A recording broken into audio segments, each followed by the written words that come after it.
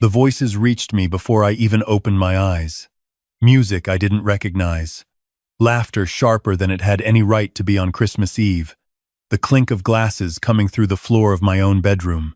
I lay there in the dark of the hallway guest room, on a mattress my daughter-in-law had dragged from the storage closet, and I stared at the ceiling of a room I used to use for overflow boxes and old tools.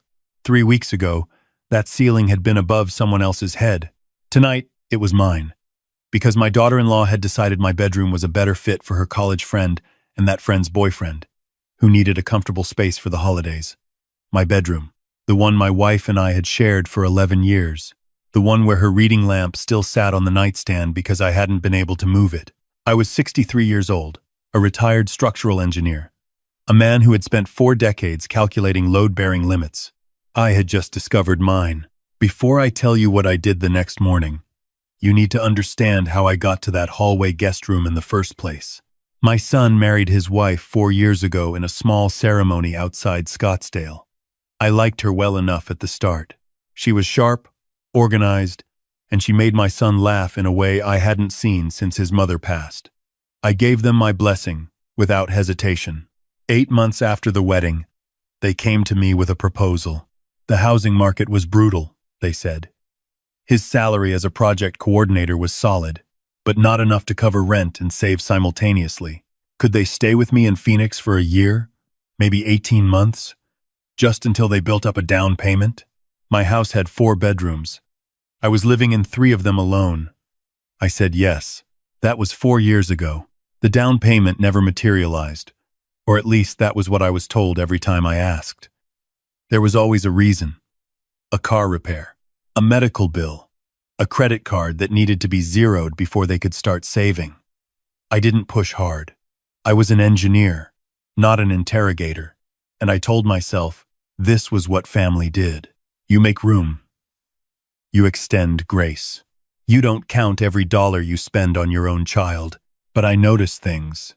The way my daughter-in-law redecorated the living room without asking, replacing my wife's curtains with ones she preferred. The way she booked a weekend trip to San Diego and mentioned it after the fact, not before. The way the grocery list grew longer, and the items on it grew more expensive, organic this and artisan that, while my contributions to the household were absorbed into a general fund she managed from an app on her phone. I noticed, and I adjusted, and I told myself I was being flexible. What I was actually being was convenient. 3 weeks before Christmas, my daughter-in-law informed me, not asked, informed me that her friend from college was coming to visit with her new boyfriend. They needed somewhere comfortable to stay. My room, she said, had the nicest bathroom. I could use the guest room down the hall. It would just be for 10 days. I want you to understand something.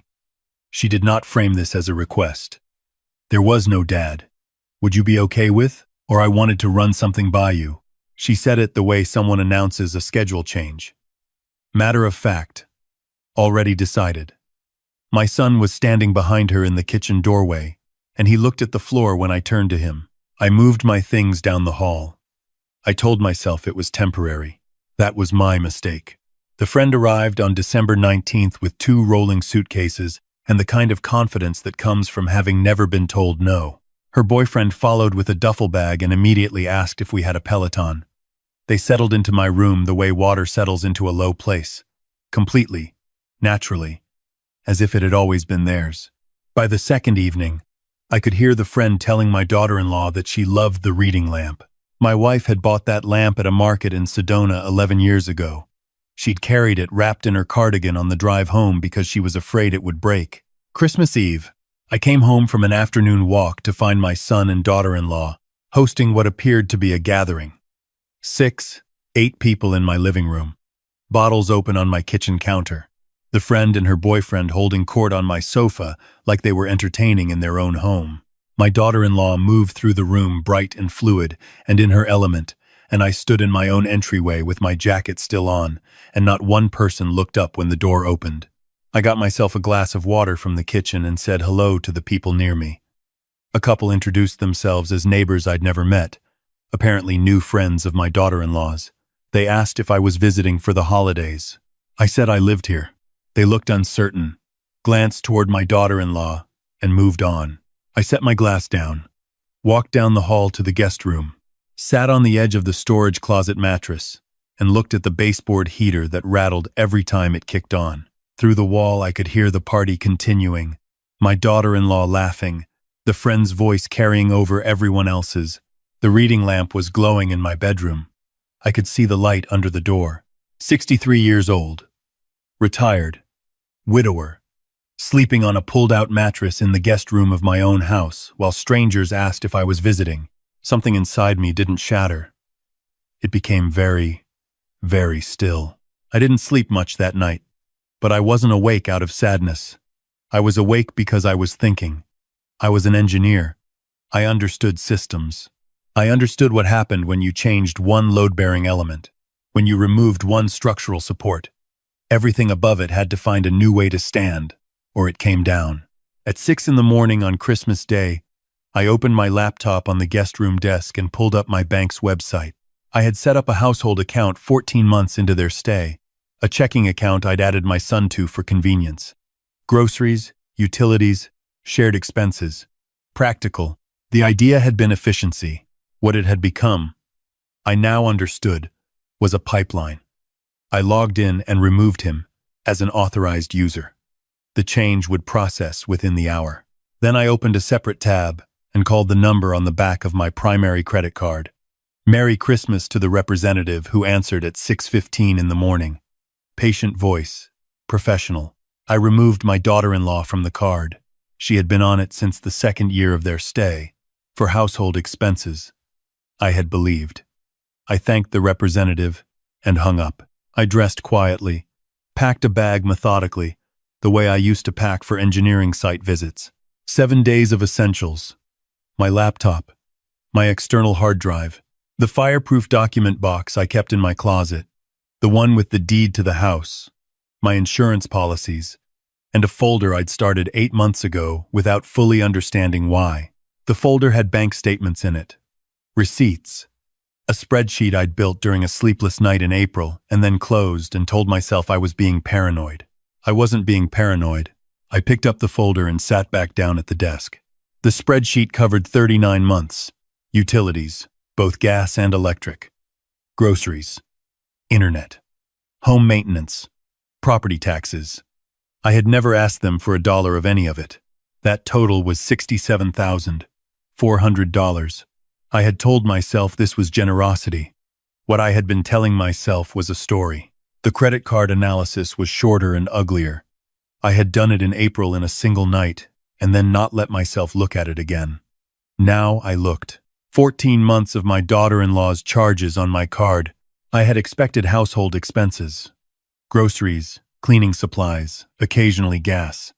What the statements actually showed was a clothing boutique in Scottsdale visited 9 times, a spa outside Tempe, restaurant charges that matched no grocery store on earth, a charge from a home goods store for $1,240 in August that I had assumed was something for the house, until I scrolled further and saw that the same week she had posted photos on social media, which my son had once shown me how to find, of a newly decorated bedroom.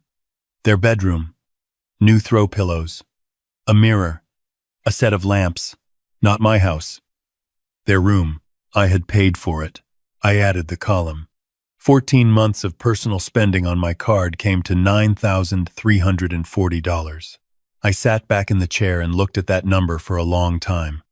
Outside the guest room window, Christmas morning was beginning to brighten over Phoenix. Somewhere in my house, people were sleeping. My room, my living room couch, my guest space that I was currently sitting in uninvited in my own home. At 7:45, I picked up my bag, carried it to my car, and put it in the trunk. Then I went back inside and wrote a note on the kitchen notepad in my neatest block letter handwriting. Gone to visit a friend for the holiday. Back in a few days. It was technically accurate. I was going to visit someone. I just hadn't told him I was coming yet. I called my college roommate, Arthur, as I backed out of the driveway. We had kept in loose touch for 40 years, the kind of friendship that requires no maintenance because it was built on something solid. He lived 40 minutes away in Mesa. When he picked up, I didn't bother with preamble. I told him I needed a few days and why. He said, "Come now, I'll make coffee." I drove east toward Mesa while Phoenix woke up around me. Christmas lights still on in the early morning, dark, empty streets, the smell of cold desert air through the window. I cracked an inch. My phone began lighting up around 9. My son first, then my daughter-in-law, then my son again.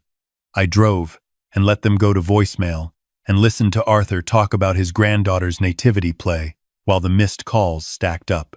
At Arthur's kitchen table, over coffee and the leftover tamales his wife had made the night before, I listened to the voicemails. My son's first message was confused. "Dad, where are you? Merry Christmas. Call me." His second, 2 hours later, was different. "The credit card isn't working. Is something wrong with the account?" My daughter-in-law left one message in a tone I'd never heard from her before, controlled and careful and very deliberate. "I think there may have been a banking error. Please call us when you can." Not "Merry Christmas." Not "We miss you." A banking error. I called a real estate attorney that afternoon on Arthur's back porch. A referral from Arthur's neighbor who happened to be a retired paralegal and happened to be there for Christmas dinner. The attorney's name was Patricia Solis, and she was, God bless her, answering emails on Christmas Day like the professional she was. She wrote back within the hour and offered a Tuesday morning appointment. My son called 11 times on Christmas Day. My daughter-in-law called 4 times. The friend, whose name I will not use here, called once from an unknown number, which told me she had been given my contact information and a version of events I could only imagine. I answered none of them. I sat on Arthur's back porch in the December Arizona evening and helped his wife carry dishes in from dinner and watched his grandkids open presents on the living room floor and thought about structural integrity, about what holds and what has been quietly failing for a long time. Tuesday morning. Patricia Solis's office was in a converted craftsman house in Tempe. Orderly and warm, bookshelves along every wall, a small succulent on the corner of her desk. She was in her late 40s, direct, unhurried. "Tell me the situation," she said. I did. Facts, timeline, no embellishment. My son and his wife had lived in my house for 4 years. No lease, no rent agreement, no written contract of any kind. There had been an incident, I said, that clarified for me that the arrangement needed to end. She asked the questions I expected. Do they receive mail there? Do they consider it their primary residence? Had I been present during their stay? Yes, yes, and yes. She made notes on a yellow legal pad. Arizona law on this, she told me, is relatively straightforward. Without a written rental agreement, they are guests at will. You have the right to terminate that status. However, she held up one finger. You need to document the notification and give them adequate time. She recommended 30 days, more than the legal minimum. Positioned as good faith if anything ever went further. She would draft the notice. Certified mail and process server, belt and suspenders. She used exactly that phrase, and I appreciated the precision of it. What about the financial piece? I asked. I explained the credit card charges. The $9,340 over 14 months on personal expenses I had never authorized. She was quiet for a moment, tapping her pen. That's a separate matter, she said, but it's actionable. Unauthorized use of a financial account, potentially civil fraud depending on the specifics. Keep every document you have. We can send a formal demand letter after the notice to vacate goes out. One thing at a time. She drafted the notice while I sat across from her. We reviewed it together. My son and my daughter-in-law, named formally. My address, my house. 30 days from date of delivery. The language was clean and final, the way a correctly calculated load limit is clean and final. I signed 2 copies and wrote her a check. I returned to Arthur's house and sat in the guest room he'd given me. A real guest room with a real bed, and I thought about the reading lamp, about my wife carrying it wrapped in her cardigan, about the fact that a stranger had complimented it to my daughter-in-law, and my daughter-in-law had said thank you. Certified mail went out Thursday. Process server attempted delivery Friday afternoon. My son answered the door and accepted the envelope. I know this because Patricia's office confirmed it. My phone rang continuously Friday evening. My son's number appearing and disappearing. My daughter-in-law. Once. Then a number I recognized as my son's aunt, his mother's sister, who lived in Tucson. Then two numbers I didn't recognize at all. The campaign had a familiar shape. Find the soft points. Apply pressure at the perimeter. Hope the center gives. I let them all go to voicemail, and I went to bed at 9:30. Saturday morning I drove back to Phoenix. Not because I had forgiven anything, because it was my house, and I had decided I was done being a guest in it. My son was in the kitchen when I came in. He turned when he heard the door, and his face moved through several things before settling on something that looked like relief layered over fear. "Dad, you're back. Where have you been?" "We've been worried sick." I set my bag down. I sat at the kitchen table, the table my wife and I had bought at an estate sale in 2009. I looked at my son directly. "Did you read the document you were served?" His face changed. "Yes." "Dad, listen, I think we need to talk about this. I think there's been a misunderstanding, and if we just sit down, I think we can work something out." His voice had the particular rhythm of someone who had been coached. My daughter-in-law appeared in the doorway behind him. "There's no misunderstanding," I said. "You have 30 days to find other housing. The notice is legal, and the timeline is final." My daughter-in-law stepped into the kitchen, arms crossed.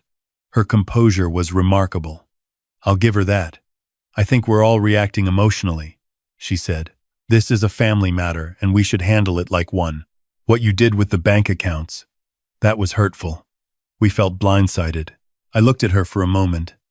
Then I reached into the folder I had carried in from the car. I set 3 pages on the table in front of her. The credit card statement pages I had marked in yellow highlighter. 14 months of charges. The column total at the bottom circled in red. "I put you on my card for household expenses," I said. "Groceries, utilities, things for the house. Would you like to explain the spa visits? The boutique in Scottsdale? The home goods store in August?" She looked at the papers. Her composure held for about 4 seconds.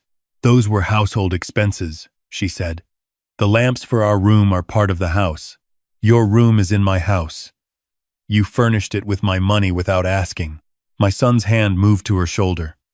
"Dad, maybe we can work out a repayment. The amount is $9,340, I said. "My attorney is drafting a formal demand letter. 30 days after you receive it." The kitchen went very quiet. My son looked at the papers on the table. My daughter-in-law's composure finally found its edge. "You hired an attorney," she said. "Against your own family." I stood. I picked up my bag. "The guest room at the end of the hall is mine again," I said. "The notice stands. I'd suggest you start looking at listings this weekend." I walked to the guest room and closed the door. Within 2 minutes I could hear their voices through the wall, her pitch climbing, his lower and more careful, the specific sound of 2 people who have run out of easy options. The demand letter arrived Tuesday from Patricia's office. I printed a copy and placed it on the kitchen table while they were home. I heard my daughter-in-law read it. I heard the word 9,000, and then the sound of her chair scraping back from the table hard. They called family. It was predictable.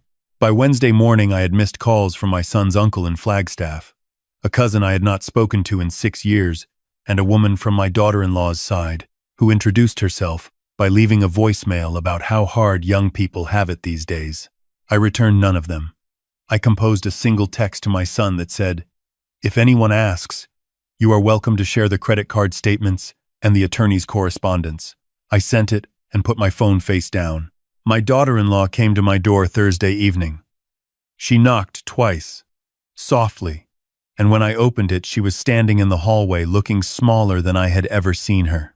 She was holding her phone in both hands. No performance this time, no arms crossed, just a person who had run through all her prepared material and arrived somewhere unscripted. "I know I've made mistakes," she said. I waited. "I know the way things have gone hasn't been fair to you. I want to fix it." I looked at her for a moment. Then I asked her something I had been holding for 3 weeks. "Who told you it was appropriate to give my bedroom to a guest without asking me?" She looked away. "I just thought." She stopped. "I thought you wouldn't mind." "You thought I wouldn't say no," I said. There's a difference. She looked at the floor for a long time. When she looked up, something in her face had genuinely shifted. I could see that she wanted to believe this was salvageable, that the right combination of sincerity and strategy could turn it back. I was not angry at her for that. I understood it. I had believed the same thing for 4 years, that the right combination of patience and generosity could make this arrangement into what I wanted it to be. "The notice stands," I said. "I'm sorry it came to this. I'm not sorry I did it." I closed the door gently. What happened over the next 2 weeks was the sound of a decision being made. The morning I heard my daughter-in-law on a phone call asking about pet policies in apartments. The afternoon, my son spent 2 hours on his laptop at the kitchen table, with rental listings open in tabs I could see from across the room. The evening I came home and found a stack of flattened moving boxes leaning against the garage wall. They hadn't bought them yet, but they had accepted them from somewhere, and they were there, waiting. I did one more thing before they left. On a Sunday afternoon when the house was quiet, I walked into my bedroom for the first time since December 19th. The friend and her boyfriend had gone home 4 days earlier. The room smelled different, unfamiliar. The bed was made but imprecisely. The reading lamp was still on the nightstand. I walked to it, and I stood there for a moment with my hand on the base. Sedona, November, 11 years ago. My wife bargaining pleasantly with the market vendor, while I stood behind her, trying not to smile at how much she loved that lamp. I carried it back to the nightstand on my side and plugged it in. Then I pulled fresh sheets from the linen closet and made my bed the way I had always made it. The moving truck arrived on a Saturday 3 weeks before their deadline. My son had found a 2-bedroom apartment in Chandler. They had apparently been more capable of acting quickly when required than any of the past 4 years had suggested. I woke to the sound of the truck in the driveway, the specific beeping of it backing in. I lay in my own bed in my own room and listened to the morning. I came downstairs around 10. My son was carrying boxes through the front door. He stopped when he saw me. We looked at each other across the entryway. He said, "I'm sorry. This is how it ended." I said, "I'm not sure. This is an ending." He thought about that. He nodded slowly. Then he picked up the box and carried it out. My daughter-in-law did not say anything to me before they left.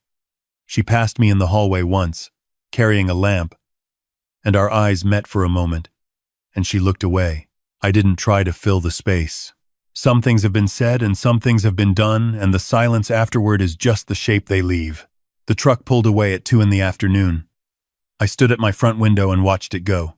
Then I walked through my house. Not quickly, not sentimentally, just a man, walking through the rooms he owned, looking at the space that was his again. Living room, kitchen, the corner where my wife's curtains used to hang before they were replaced. I made a note to find curtains I actually liked. The guest room at the end of the hall, now empty, mattress bare. The rattle of the baseboard heater familiar, and somehow no longer irritating. My room, my bed, my wife's lamp glowing on the nightstand. I sat at the kitchen table with a cup of coffee and opened my laptop. I had already filed the paperwork with Patricia's office to pursue the $9,340. My son had called the previous week and asked if there was a way to handle it without further legal action. I told him to have his attorney contact Patricia and we could discuss a payment schedule. It was not about the money. Not entirely. It was about the fact that accountability has a shape, and if you do not give it one, things remain formless and nothing changes. I also called a locksmith that afternoon. He arrived within 2 hours, changed the front and back deadbolts, replaced the garage keypad code. "Fresh start," he said. The same thing the locksmith in Tampa must have said. The same thing all locksmiths probably say because they see this particular story more often than anyone would guess. Fresh start. I thought about what I had allowed for 4 years. Not stupidity.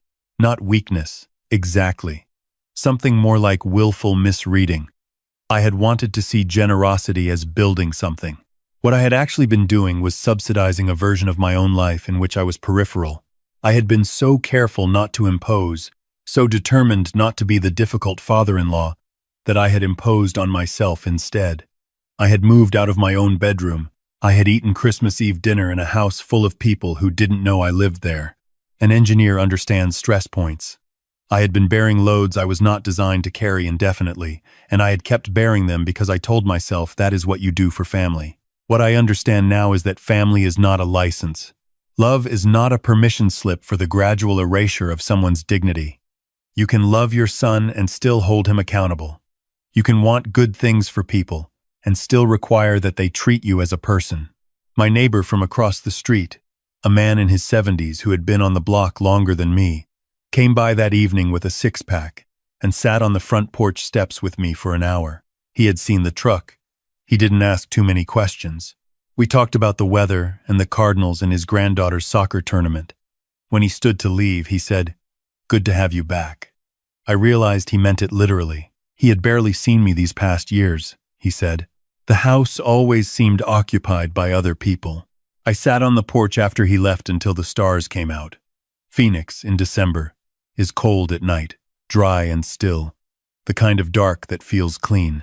I could hear nothing from inside my house except the faint tick of the kitchen clock. The payment schedule arrived through attorneys 2 weeks later. My son and daughter-in-law would pay $250 a month until the balance was settled. That would take just over 3 years.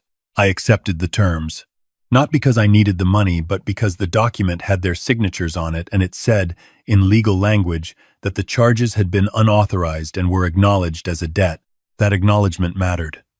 It was the shape of accountability I mentioned. My son and I have spoken twice since they moved out. Carefully. Both times.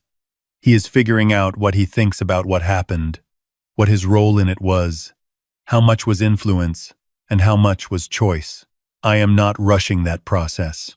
I am his father, and I intend to remain so. But I am no longer willing to remain it at the expense of my own sense of self. I repainted the guest room at the end of the hall in February. A color called Canyon Wall. A warm, pale terracotta. I bought curtains for the living room. Linen ones. Neutral. The kind my wife would have liked. I called an interior designer for a 2-hour consultation just to have someone help me think about the rooms as mine again, as reflecting something about the person who lived in them. I am 63 years old. I have 30 years of experience in structural engineering. I understand that what holds a thing up matters more than how it looks from the outside. I understand that a structure can appear stable while quietly failing at the joints. I understand that the work of repair, once you finally begin it, is slower than you expect and more necessary than you knew. The lamp is on my nightstand. Every morning I wake up and it is the first thing I see.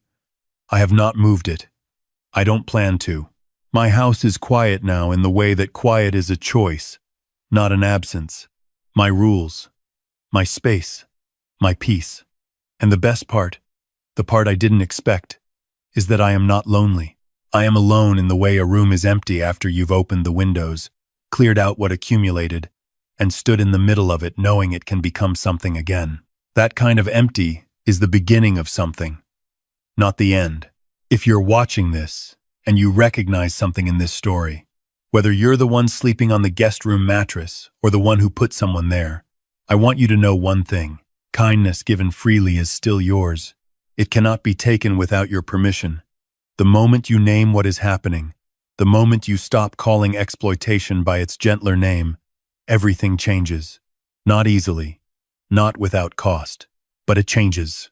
I started that process on Christmas morning at 6:15 in a storage closet guest room with a phone call to a bank representative who answered with "Merry Christmas" in her voice. I am grateful every day that I finally made it. If this story reached you, please leave a comment. I read every one. Share it with someone who might need to hear it, and I'll see you in the next one.